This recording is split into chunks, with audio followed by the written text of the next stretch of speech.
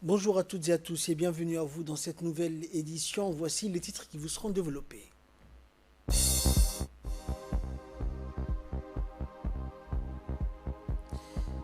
Le chef de l'État a présidé aujourd'hui les travaux de la réunion de la 21e séance du Conseil des ministres au Palais de la République. Et concernant l'actualité internationale, l'Europe valide le vaccin Pfizer et BioNTech. Bonjour à tous. Sous la présidence du président de la République, Ismaël Omar Guelleh, s'est tenue aujourd'hui la 21e séance du Conseil des ministres. 14 questions étaient à l'ordre du jour de cette séance, des questions qui ont été examinées et adoptées. Écoutons le compte-rendu du porte-parole du gouvernement. Sous la présidence du chef de l'État, Son Excellence M. Ismaël Omar Guelleh, s'est tenue la 21e séance du Conseil des ministres en ce mardi 22 décembre 2020. Étaient inscrites à l'ordre du jour 14 questions. La première question concerne un projet de loi portant ratification de l'accord de prêt pour le projet de gestion intégrée des ressources en eau. La République de Djibouti a conclu un accord de financement avec le Fonds international de développement agricole signé le 14 octobre 2020 pour le financement du projet de gestion intégrée des ressources en eau. Ce projet d'1,173 milliard de francs Djibouti est accordé à des conditions de financement particulièrement favorables, assorties d'un délai de remboursement de 40 ans, y compris un différé d'amortissement de 10 ans à compter de la date d'approbation par le Conseil d'administration. L'objectif principal est d'améliorer l'accès durable des ménages ruraux à l'eau et aux ressources des pâturages, leur résilience face au changement climatique, leur sécurité alimentaire et nutritionnelle et leurs revenus, en particulier pour les femmes et les jeunes. Ce projet intervient dans les bassins versants de Aoudak, d'Ederwein, Maedeho, Bara et Grand Bara, appartenant respectivement aux régions d'Ali-Sabié, Arta, Obok et Dikil, ainsi que Tajoura. Il cible une population de 5 230 ménages, 31 380 personnes, dont 15 600 femmes et 12 500 jeunes, répartis en 3 catégories socio-productives. Ce projet a aussi 3 composantes, qui sont celles de l'amélioration de la disponibilité et de l'efficience de la gestion de l'eau, l'amélioration des moyens d'existence des ménages ruraux. Cette composante consiste à augmenter la productivité agro-pastorale à partir des investissements hydro-agricoles déjà réalisés et les nouveaux investissements. Un appui institutionnel pour le développement communautaire. La deuxième question est relative à un projet d'arrêté portant adoption du budget prévisionnel pour l'exercice 2021 du Fonds de garantie partielle des crédits de Djibouti. Le Fonds de garantie partielle des crédits de Djibouti est une institution financière spécialisée ayant la forme d'une société anonyme dotée d'un capital social de 200 millions de francs Djibouti et d'un fonds de garantie opérationnel de 300 millions de francs Djibouti prévu par la loi de finances initiale 2018. Il a pour mission de contribuer au développement et à la promotion d'un secteur privé et d'un réseau de petites et moyennes entreprises ou industries modernes aptes à promouvoir le développement économique et social de Djibouti. L'article 24 des statuts du Fonds de garantie partielle des crédits de Djibouti prévoit que le budget prévisionnel fasse l'objet d'une délibération par le Conseil d'administration avant d'être transmis au ministère de tutelle. Il est aussi important de noter que le démarrage des activités du Fonds avec la finance islamique et les CPEC est programmé pour le premier semestre 2021. La troisième question concerne donc un projet de loi autorisant la ratification de 2 protocoles portant amendement de la Convention de Chicago relative à l'aviation civile internationale. Ces amendements portent sur l'article 83 bis et l'article 3 bis. Notre pays est signataire de la Convention de Chicago le 30 juin 1980. Ce projet de loi a pour objet d'autoriser la ratification donc de 2 protocoles portant amendement de la dite Convention. L'article 83 bis a pour objectif de rehausser la sécurité aérienne en rendant possible à l'État d'immatriculation qui n'est pas en mesure de s'acquitter adéquatement des fonctions qui lui ont été attribuées par la Convention de Chicago, de déléguer à l'État de l'exploitant en lieu et place la supervision de la sécurité de l'aéronef que ce dernier peut remplir de façon plus appropriée en cas de location, d'affrètement ou de banalisation de l'aéronef ou de tout arrangement similaire. Il fixe les limites des responsabilités qui sont transférables à l'échelle nationale.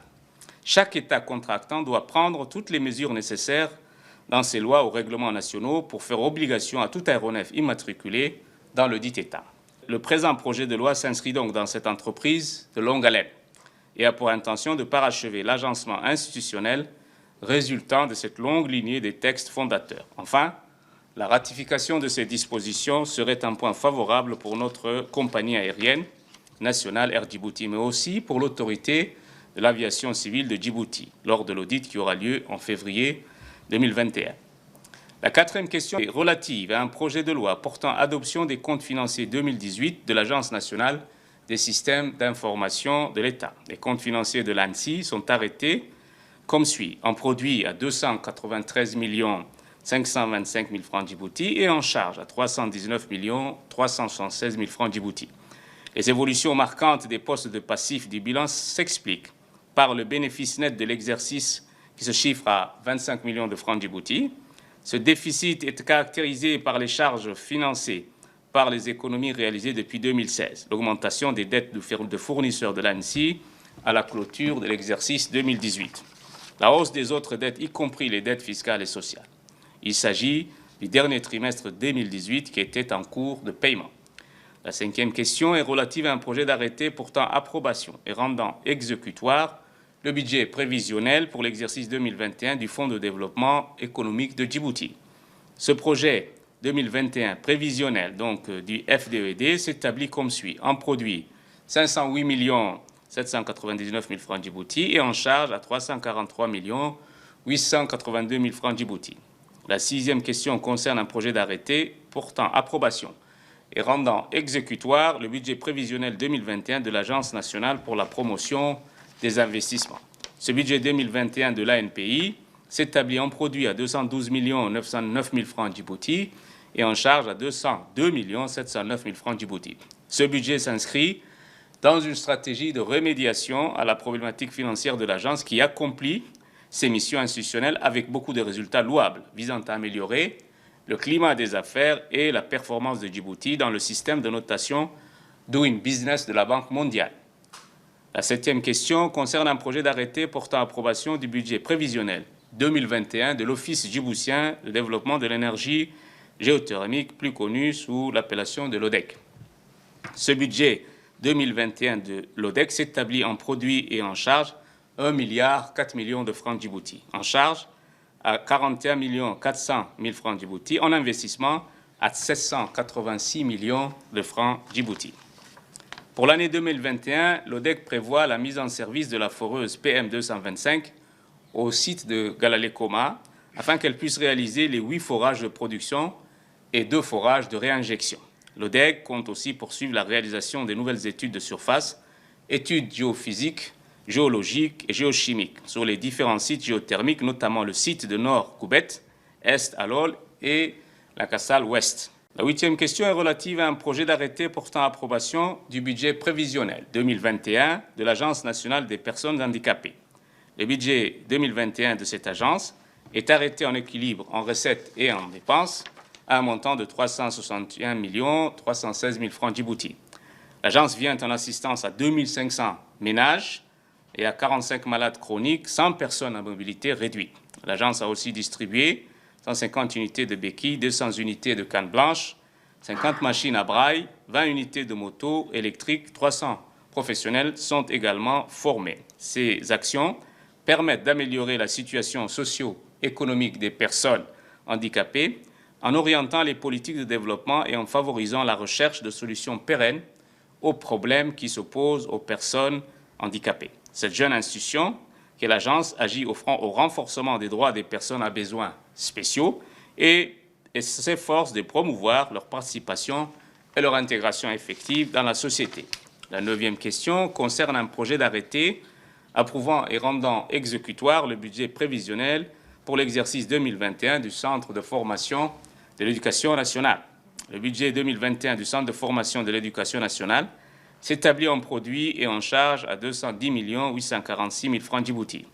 Le centre poursuit sa mission de formation initiale des élèves professeurs, la mise en place de la téléformation, l'utilisation des outils et des technologies de l'information et de la communication dans les pratiques professionnelles du métier d'enseignant, l'évaluation des pratiques de classe des professeurs stagiaires issus du cadre unique concourant à leur certification et l'amélioration des conditions d'hygiène et environnementaux des lieux de travail.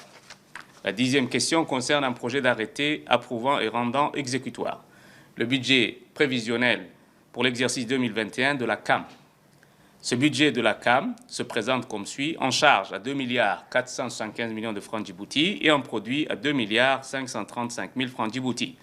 Les achats estimés de la CAM à 2 60 millions de francs Djibouti concernent essentiellement les médicaments et consommables médicaux, les réactifs, les solutés et les consommables de dialyse. La 11e question est relative à un projet d'arrêté portant approbation du budget prévisionnel du CERD pour l'exercice 2021. Ce budget 2021 du CERD s'équilibre en produits et en charges à 830 381 000 francs Djibouti. Ce budget permettra au CERD de renforcer les ressources humaines, de créer et renforcer les laboratoires de recherche modernes au sein du CERD, l'amélioration de la recherche appliquée orientée vers l'innovation et le développement d'une stratégie de coopération internationale. La 12e question est relative à un projet d'arrêté approuvant et rendant exécutoire le budget prévisionnel pour l'exercice 2021 de l'Université de Djibouti. Le budget 2021 de l'université s'élève en produits et en charges à 4 131 millions de francs Djibouti. Ce budget 2021 de l'université s'inscrit dans un contexte particulier. La mise en place de centres de recherche, la poursuite de la création de nouveaux masters, la mise en place de bachelors dans le domaine biomédical, la poursuite de la mise en ligne des cours ou des formations hybrides. La 13e question est relative à un projet d'arrêté approuvant et rendant exécutoire le budget prévisionnel pour l'exercice 2021 de l'Institut supérieur des sciences de la santé. Ce budget 2021 de l'ISSS s'équilibre en produits et en charges à 294 449 000 francs Djibouti. Ce budget permettra à l'Institut des sciences supérieures d'atteindre les objectifs suivants: diversifier les enseignements, introduire le principe de la simulation en santé, restructurer les programmes de formation des techniciens de laboratoire et de développer des projets de recherche. La 14e question est relative à un projet d'arrêté portant approbation du budget prévisionnel pour l'exercice 2021 de l'Agence djiboutienne pour la maîtrise de l'énergie. Le budget 2021 de l'ADME s'établit en produits et en charges à 31 099 000 francs Djibouti. Cette agence œuvre à l'amélioration de l'efficacité énergétique dans les bâtiments publics. Le budget d'investissement de l'agence s'élève à 73 153 000 francs Djibouti et lui permettra de réaliser les grands chantiers de l'agence que cette agence doit entreprendre selon ses prérogatives qui lui ont été fixées.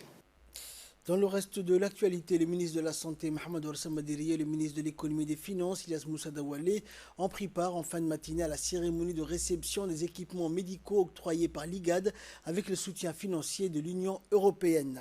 Constitué de 3 ambulances équipées et des équipements de protection individuelle et des tests de dépistage Covid-19 pour laboratoire PCR, ce don contribuera à renforcer le dispositif de surveillance et de lutte anti-Covid-19 à Djibouti, notamment dans les zones transfrontalières.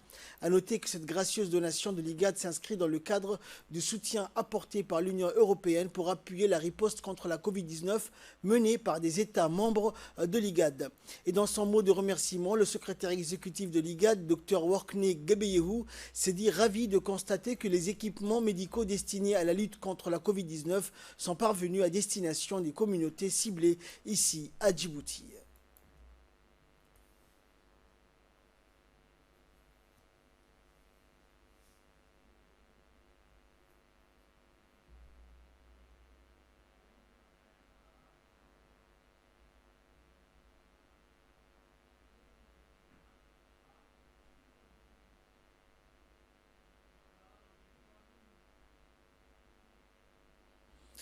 Et le chef de la délégation de l'Union européenne à Djibouti, Aïden Ouara, a déclaré que cette donation émane de l'engagement fort de l'Union européenne de soutenir et d'appuyer les efforts nationaux des pays de l'IGAD dans leur lutte contre la pandémie de la Covid-19. On l'écoute.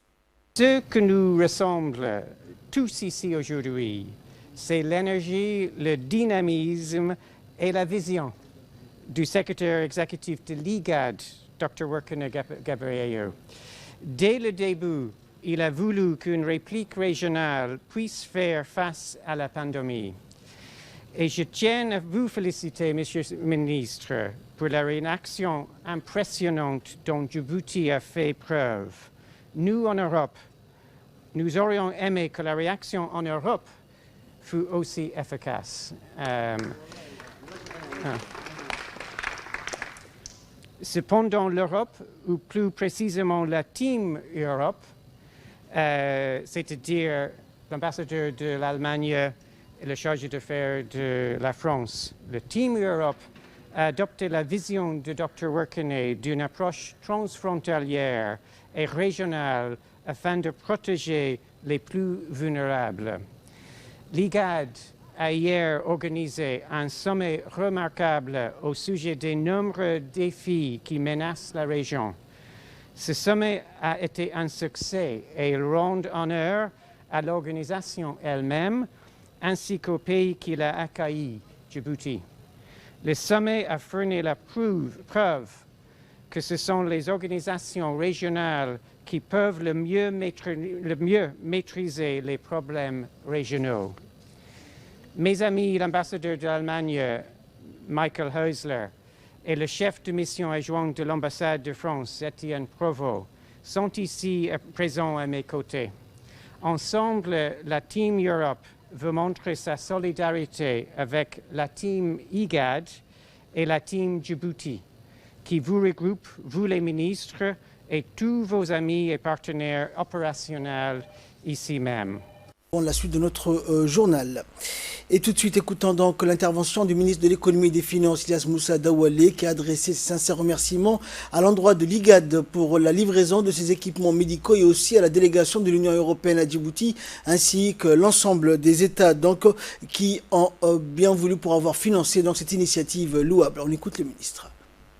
Je tiens très particulièrement à féliciter et à accompagner par ma présence, mais également par notre soutien, à mon ami, frère et collègue du ministre de la Santé, Amadou Rassama, ainsi que l'ensemble de la famille de la santé, très dédiée durant toutes ces périodes difficiles pour lutter contre le Covid. Ces matériels, ces consommables vont nécessairement aider également à continuer à faire ce travail exceptionnel que l'ensemble de la famille de la santé est en train de faire, et reconnu par la communauté nationale, mais également la communauté internationale. Nous remercions pour ces dons, pour ces équipements, ces consommables. Je voulais juste peut-être profiter de l'occasion, puisque nous parlons également des solutions à cette pandémie, nous l'espérons rapidement. Les partenaires sont également invités à d'ores et déjà réfléchir avec nous et à investir davantage aux côtés de Djibouti pour que nous puissions vraiment procéder à la vaccination de la population et de pouvoir reprendre une vie normale. Je voudrais finir ici pour dire à tous les bailleurs, l'IGAD joue un rôle extrêmement important pour la région, pas seulement pour ce qui concerne la sécurité, la paix et la stabilité, comme il était encore question hier, mais nous souhaitons voir également l'IGAD agir pour servir la communauté de destin de cette région de la Corne de l'Afrique. Et à ce titre, on a besoin à ce que l'IGAD soit davantage renforcée. Nous nous efforçons dans le cadre de l'initiative de la Corne de l'Afrique, mais nous souhaitons voir également beaucoup plus d'initiatives pour que l'IGAD puisse également jouer son rôle qui lui est dévolu. Et enfin, le ministre de la Santé, Mohamed Warsama, a amplement souligné que cette présente donation contribuera grandement au renforcement des dispositifs de riposte nationale menés par son gouvernement contre la pandémie de la Covid-19.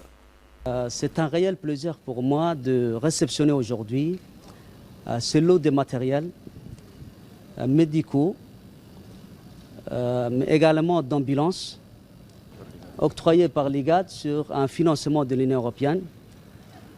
Ces matériels permettront de renforcer notre dispositif national de lutte contre la pandémie de Covid-19.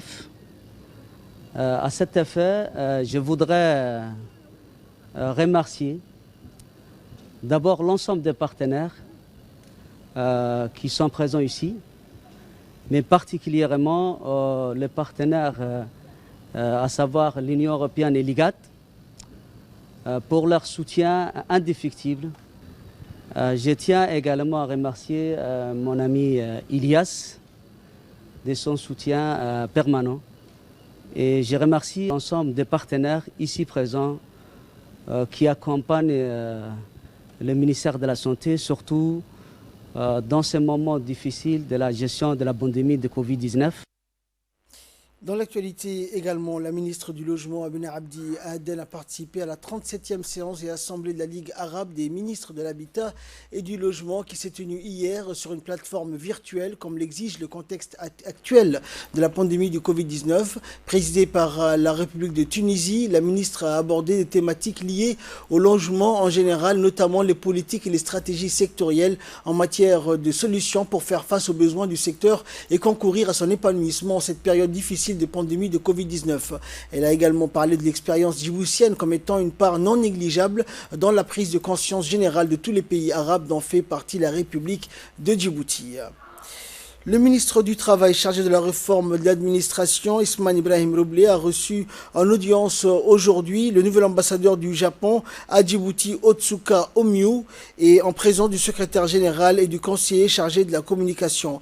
Le ministre a souhaité donc la bienvenue et un agréable séjour en République de Djibouti au nouveau diplomate japonais. Au cours de cette rencontre, le ministre et l'ambassadeur ont évoqué ensemble les projets du ministère du Travail appuyés par le Japon, notamment les programmes d'insertion professionnelle. Cette rencontre de prise de contact a été aussi l'occasion pour ces deux hauts responsables d'évoquer la contribution du Japon au projet Initiative pour l'emploi, mais également d'explorer les possibilités d'appui à la revalorisation du système de formation des agents de l'État, du service civique volontaire pour l'emploi et l'apprentissage du numérique au sein de l'INAP.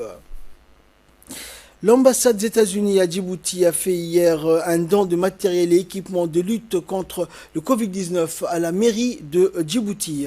Cet important don de la part des États-Unis est composé de masques et de gel hydroalcoolique. La maire adjoint a remercié les États-Unis pour ce geste symbolique et fort louable pour contribuer à la lutte contre la propagation de la pandémie en République de Djibouti. Ce matériel et équipements seront ainsi distribués aux différents arrondissements de la capitale.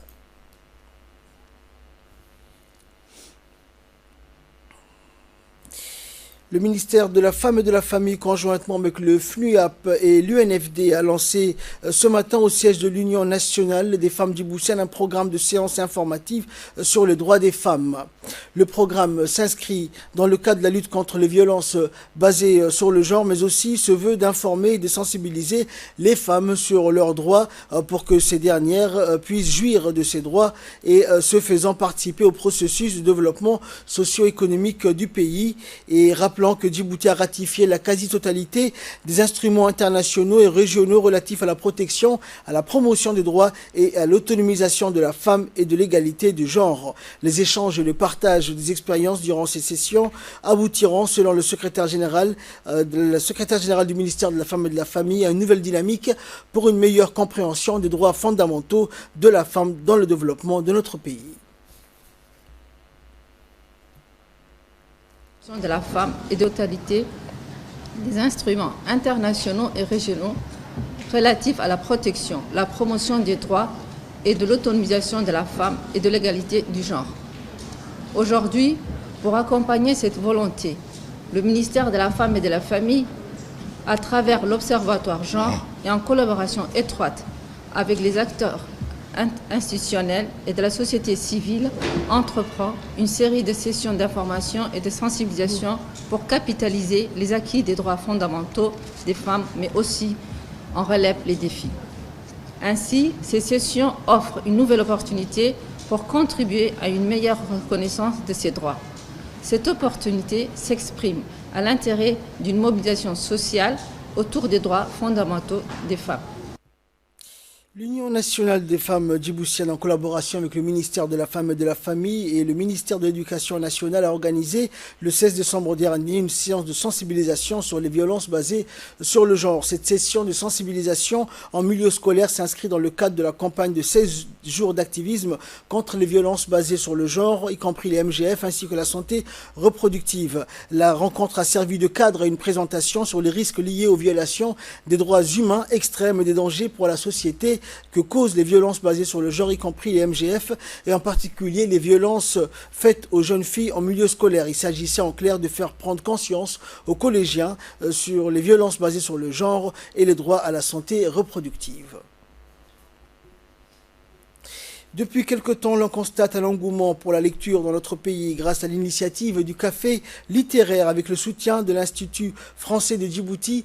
C'est ainsi qu'un débat a eu lieu à l'Institut pour discuter des liens entre la poésie et la peinture. La séance a regroupé écrivains, poètes, dont le docteur Cheikh Mouata, Jean-Dominique Penel et le peintre Patrick Singh, en présence des membres du café et des amoureux de la lecture et de la poésie djiboutienne. Rappelant que l'écrivain poète docteur Cheikh Mouata et le peintre Patrick avait copublié récemment 2 ouvrages sur la politique illustrés par des peintures symbolisant les hommes et les femmes de Djibouti et son paysage, avec la production de tableaux sur 9 portes que le public avait beaucoup apprécié. L'écrivain poète Dr Cheikh Mouata a souligné que depuis sa collaboration avec le peintre Patrick Singh et selon le docteur, les liens entre la poésie et la peinture avaient donc de nouvelles opportunités et la lecture des livres notamment.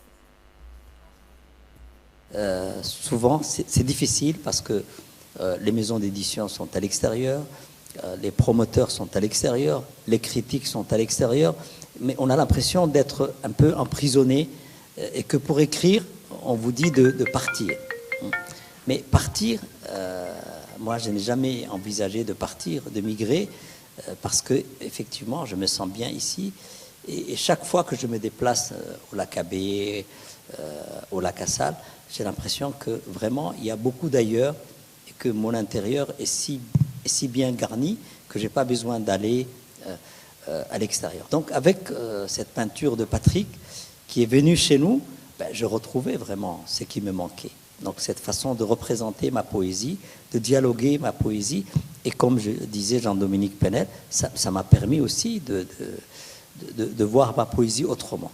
Donc avec Patrick, je sais que maintenant je veux toucher un public auquel je n'avais pas accès. Et là, nous passons à l'actualité internationale. Le Congrès américain adopte un plan de relance de 900 millions de dollars.